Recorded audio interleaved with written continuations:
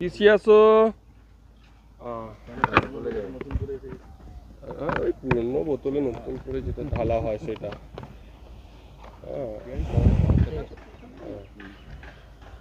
চলো এই জীবন কৃষ্ণ সাহার পিসিকে তলব ইডি আজকে তলব করেছে।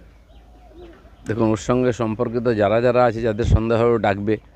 আর জীবনকৃষ্ণ সাহার বাবা তো বলেই দিয়েছেন কারা আছে কি আছে, তাদের বক্তব্য এসছে, তাদেরকেও ডাকা উচিত, তাদের কাছ থেকে তথ্য নেওয়া উচিত।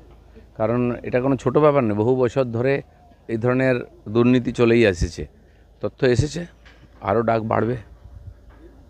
তৃণমূল ছাত্র পরিষদের প্রতিষ্ঠা দিবস আজ, কিভাবে কাটবে আজকে সারাদিনটা? বাস মौज মস্তি, খানা পিনা, ডিজে হবে, এটাই তো এখন টিএমসি কালচার। খাও পিও, পয়সা তোলো আর ফুটানি মারো। মোদিকে 4 বার ফোন করেছে ডোনাল্ড ট্রাম্প, কিন্তু ফোনের কোনো জবাব দেয়নি বলেই জানা যাচ্ছে সূত্র মারফত। দেখুন, এত উপরের ব্যাপার, কে কাকে ফোন করছে সে ব্যাপারে আমাদের মাথা ঘামাবার কোনো দরকার নেই।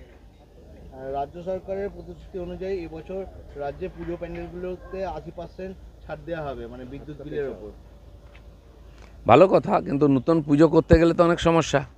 নতুন নতুন কলোনি তৈরি হচ্ছে, নতুন নতুন এলাকা শহর তৈরি হচ্ছে, সেখানে যদি পুজোর অনুমতি পেতে সমস্যা হয় তো খালি ছাড় দিলে কি হবে?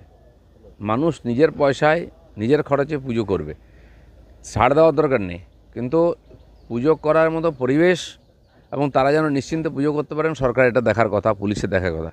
সেখানে ব্যাগাটা দেওয়া হচ্ছে, আর নিজের নিজের লোকেদেরকে পয়সা খাইয়ে এই ধরনের সুবিধা দিয়ে ইলেকশনের প্রস্তুতি করা হচ্ছে। চলো, সারা জায়গায় বঙ্গের ভোটার লিস্টে কারচুপি, সিওর করা নির্দেশ, মৃত ভোটারদের অবিলম্বে বাদ দিতে হবে। মৃত ভোটার, বাংলাদেশি ভোটার সব বাদ দিতে হবে, নাহলে পশ্চিমবাংলার এই নির্বাচনটা একটা প্রহসন হয়ে যাবে। শুরু হয়ে গেছে, বিহারে সফলভাবে এটা নির্বাচন কমিশন করেছে। ধীরে ধীরে বিশেষ করে বাংলাদেশ বর্ডারের প্রদেশগুলো, বাংলা, ঝাড়খণ্ড, বিহার, আসাম, ত্রিপুরা, এই সব জায়গায় ভোটার লিস্টের মধ্যে আর কারেকশন দরকার আছে। আমার মনে হয় সেটা করতে হবে, আর না হলে এইসব নির্বাচন করে কোনো লাভ নেই। ওকে, ধন্যবাদ। হিন্দি দেন না।